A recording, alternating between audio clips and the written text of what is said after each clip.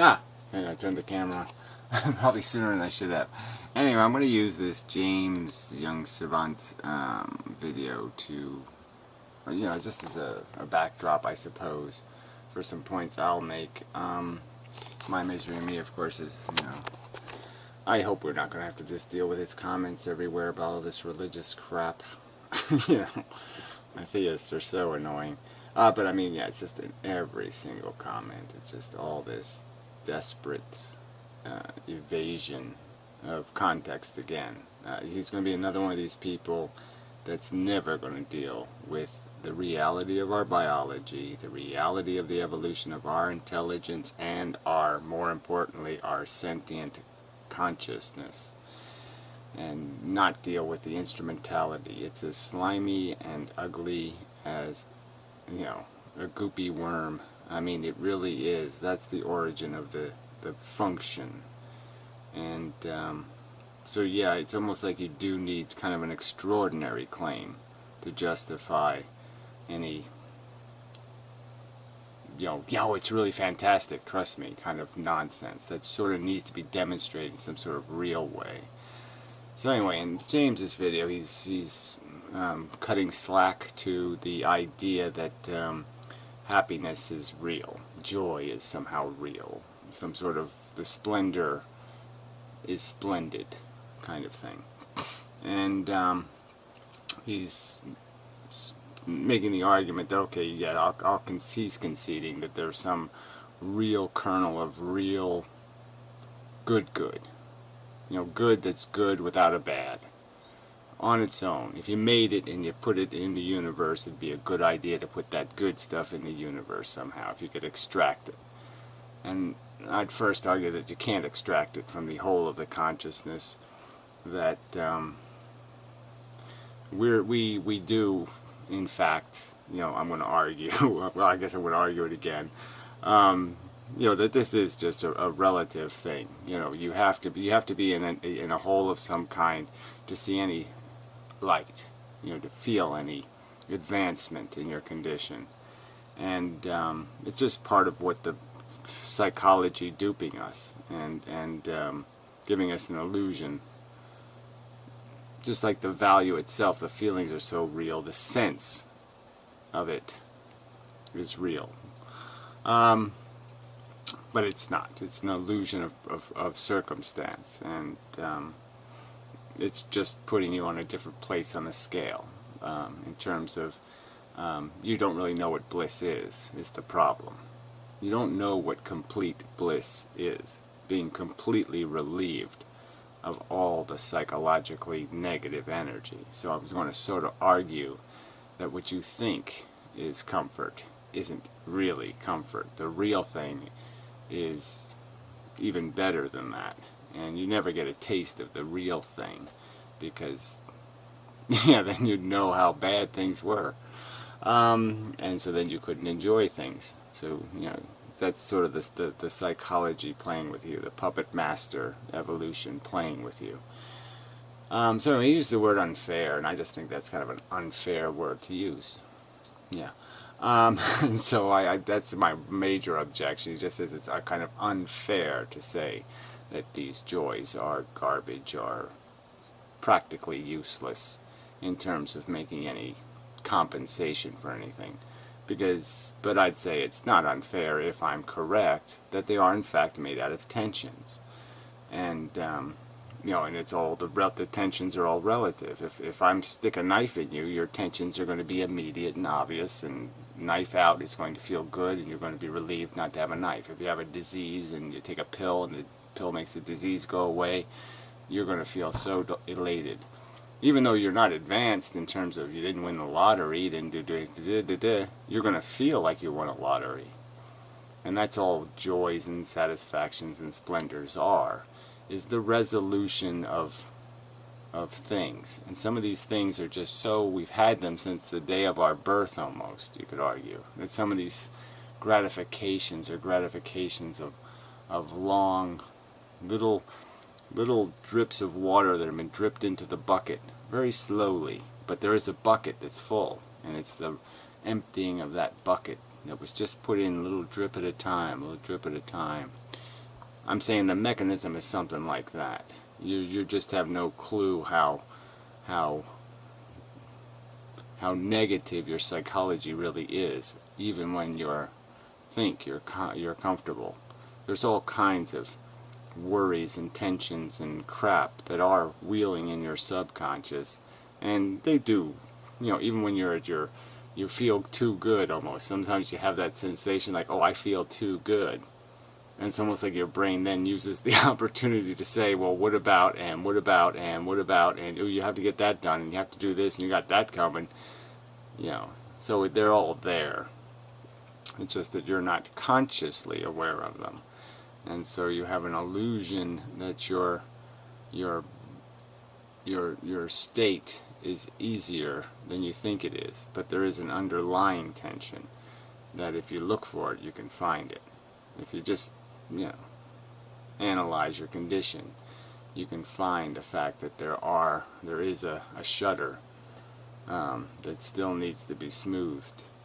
And that's what your brain is using to still keep you in the game, still making you believe there's a step better, there's a better place to be. So anyway, but the point is that bliss is essentially the absence of any of these negatives. So again, I don't think you could experience it without first experiencing the negative.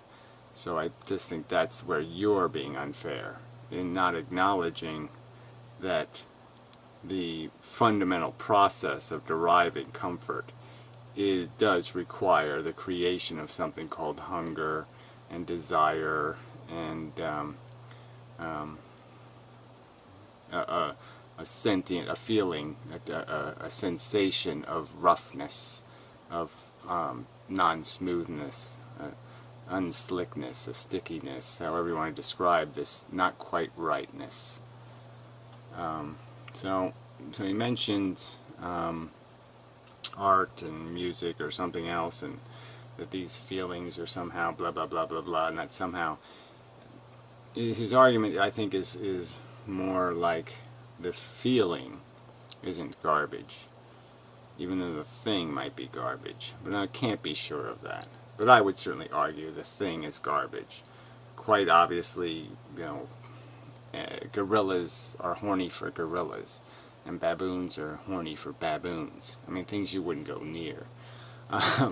So I think obviously all these things we derive pleasure from, the aesthetics, are very superficial in terms of how they're programmed, and you can program them anyway, and that's just conditioning.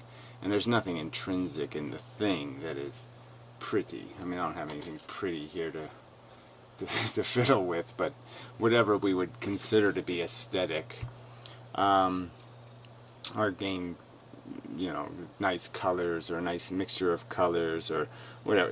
There's nothing intrinsic in the thing. It's just our reaction. We have a reflexive reaction. It reflexively reacts to that thing because it means something in our psychology, not because it means something in the real world.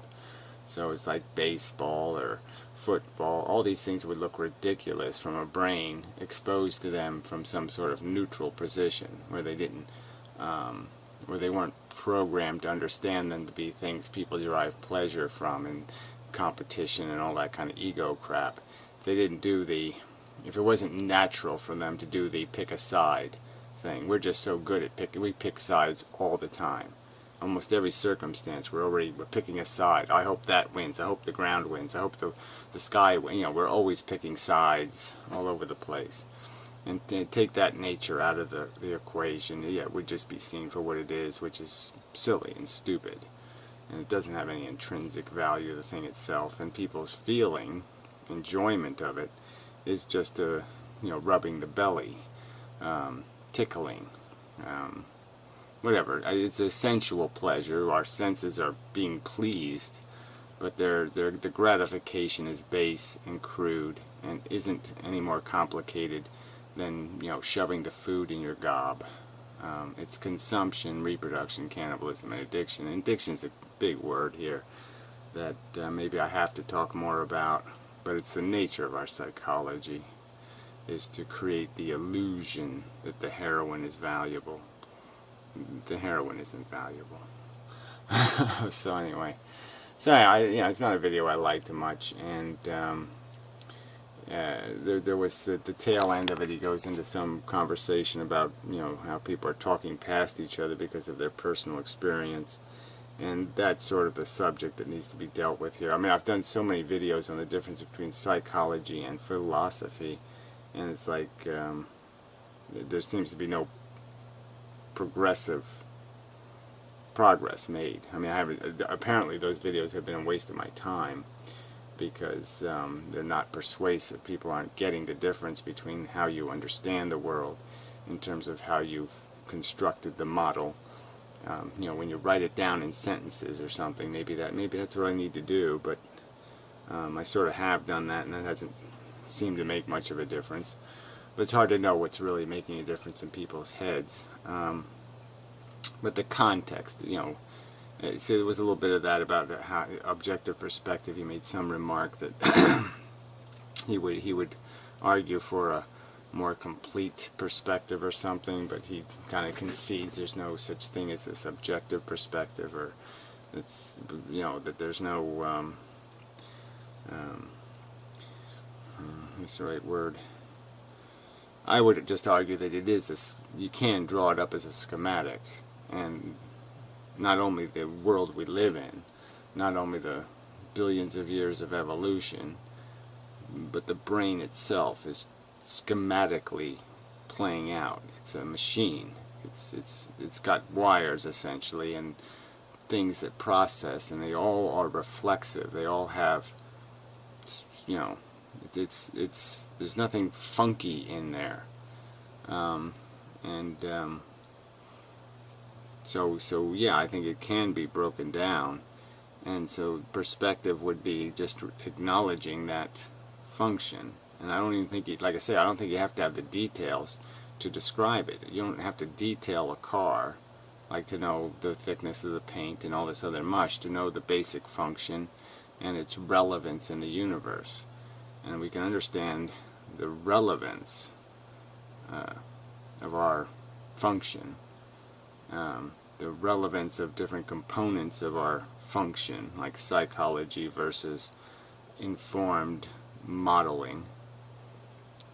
I mean, in the fact that our psychology feeds off models, you know, fantasies, narratives, other kinds of things like that, the fact that our psychology is feeding on it, feeding on our perceptions of optimism or pessimism, fear, worry, desire.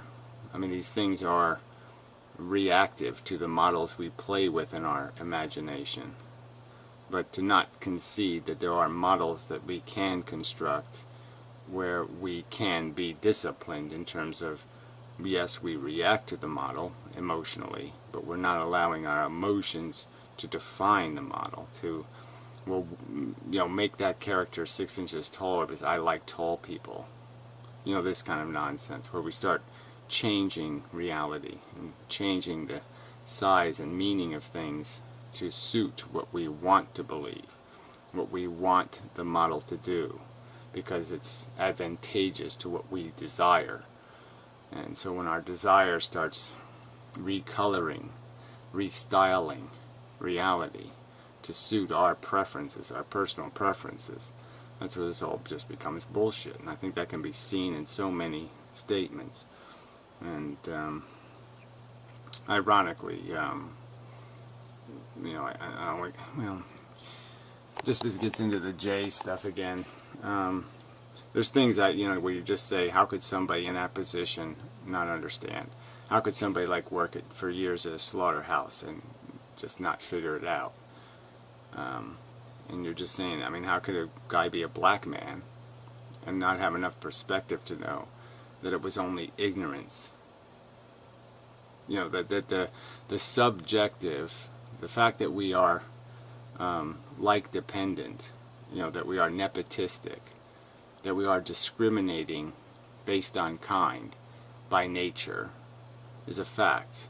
And the fact that we can easily overcome applying that as a prejudice by just acknowledging the truth, that it's an irrelevant difference, that the difference between football and baseball is not a significant difference. So you can still be an addict for football, but you can acknowledge that the baseball audience is doing the same thing you are. That the game is doing the same. They're getting the same comfort. Their comfort isn't a less legitimate comfort than your comfort. Even though there would be arguments with people, oh, football is a much better game than baseball because it's, you know, blah, blah, blah, and it has this and it has that, and they would have this stupid, idiotic, inane argument about how to masturbate, essentially, and it's stupid. But yeah, like I said, I just don't know how you can have enough perspective to realize that intelligence changes perception, that you have to see something as it is in context before you can emotionally react to it. You have to know what it is. You have to know it's just a kid in a costume on Halloween, right? If you didn't have knowledge that traditionally children disguise themselves as monsters on a day, you might think, holy shit, there's zombies loose. Holy shit, there's little monsters running around outside my house. Because you wouldn't have knowledge of why there's little monsters running outside your house, and that they're not real monsters, they're kids in masks. But you have to know that to be able to not react as if it were real monsters. I mean, you can't understand. I mean, this is just like so basic. And that's the difference between the projections of our psychology that wants something to be true and the knowledge that informs us of the truth. And again, I would argue that once you've acquired that knowledge, you can't eradicate it. Once you know how to add 2 plus 2, you can't come up with 5. You just can't do it. Once you know how to do it right, you can't do it wrong. And intelligence does that to our brain by creating principles that we just never will be able to see past. I could never be, aggressively racist. I don't know. I could never be a bigot in terms of seeing advantage or purpose by just uttering the Martin Luther King statement, okay? Judge a man based on the content of his character, not the color of his skin. How can you argue with a perfect piece of logic? It's a perfect piece of logic. Do unto others as you have others do unto you. I mean, it's not quite as direct, but it's a statement that you just can't deny the sensibility of it. You can't unravel. It's just perfectly sensible. And obviously people don't pay any attention to it because they apparently would want football players to impose on baseball players. They would want people to say it's okay. So again, I'm making this video too long now. But the subject of anti-natalism has a lot of arguments, okay? It's not just that life is stupid. It's not just that it's a biological process contrived to replicate a molecule and therefore has little potential to do anything productive. But yeah, the point is that it does lack these fundamental elements, these elements of things that you put in the category good thing. The things in the category good thing have to produce things like fairness and justice and deserve and consent. And life, procreating, doesn't have any of those elements. So it's automatically a non-starter just because it falls so short in providing those elements. How can you possibly impose? How can you possibly sanction giving somebody what they don't deserve? That's not a gift. Giving somebody unfairness, giving somebody just overtly violating your obligation for consent, your sensible requirement to acknowledge that they may not like what you're going to impose on them. It's like when somebody's unconscious giving them a tattoo. Who would do that? Would anybody think it's an honorable thing to do, to tattoo somebody when they're unconscious? Just because it happened to them? Let's say somebody gang tattooed you, and it worked out so well because you got a tattoo that you liked.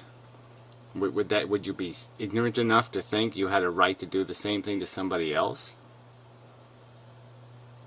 I mean, that's really I think most people would know, no, that's really obnoxious and rude, and that's totally undefendable as civil behavior, because it's not going to be worth it when you do it to somebody who really isn't going to appreciate it, and is going to really find it obnoxious that you would degrade them that way. I personally find it an insult to be in a shitty world like this, a world run so fucking badly. All these liars and thieves and you've made kings out of, these loafers that you give all the money to, and they never did a day's work in their life. They didn't have to earn a damn thing, and they're going to tell other people to pull up their bootstraps. This is an obnoxious, disgusting, putrid world. And for my parents to think that somehow I would be pleased that they would tattoo me with being human, I find so obnoxiously rude. And I think if people gave it any kind of modeling, rational thought, and did fair category designation, they could figure out that yes, it is like, Old Fan just did a video about the drunk driver thing. Yes, it is drunk driving. Yes, it is obnoxious arrogance. Yes, it is gambling with somebody else's money. Yes, it is. It's a kind of rape. You're just taking because you want, and you're not worried about consent, and you're totally oblivious to some sort of notion of potential harm. You won't even acknowledge it. You'll nihilistically say it's not real.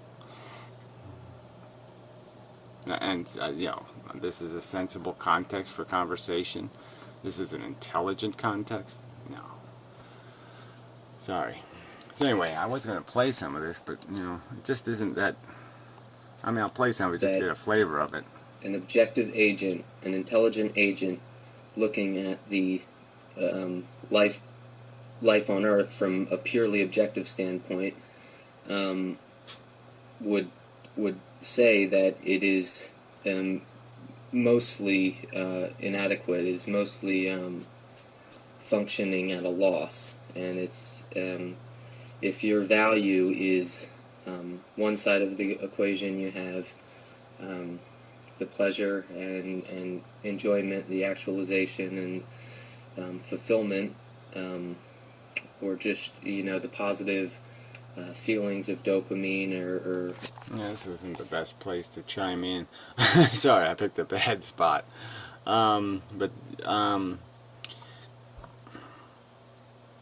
Yeah, I just think that once you open this door to the existence of some sort of real good, like you could really give the universe a present, like it's just so not dangerous, not harmful, it's just some sort of blissfully thing, you're just sort of opening the door for people to aggrandize that, to make a mountain out of that molehill, and to molehill the value of suffering into nothing.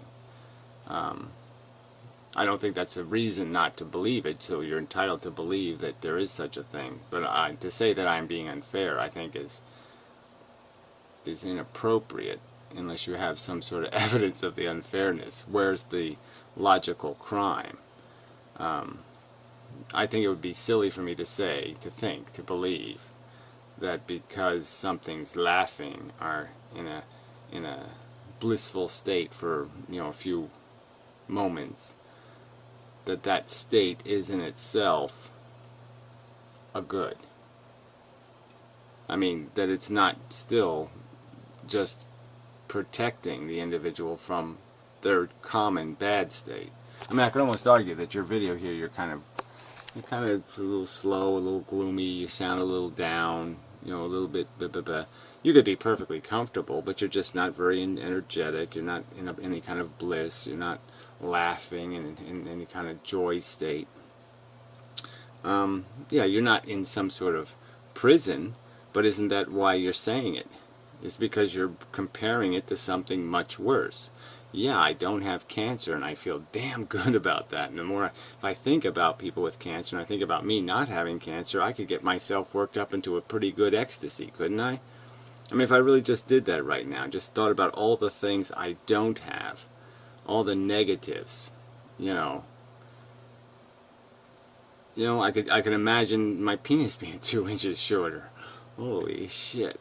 I can do things and then say, wow, I'm doing okay. Because I can make those relative perspective. I can just, and all I'm saying is no matter where you are, I think you're still relativizing. And that you really don't know what it is just to be completely relieved of the bullshit. To be completely cleansed of desire, need, tension, irritation, any need to do anything, to think even. But whatever. So I just think unfair is kind of bogus when I don't think. Hey, look, it's a complex subject. I'm just not liking the word unfair. You can certainly say there's enough uncertainty in the exact function of the mechanics of the sensation illusion being created in our brain, and what elements are in that sensation creation, and what value elements are real, quote unquote.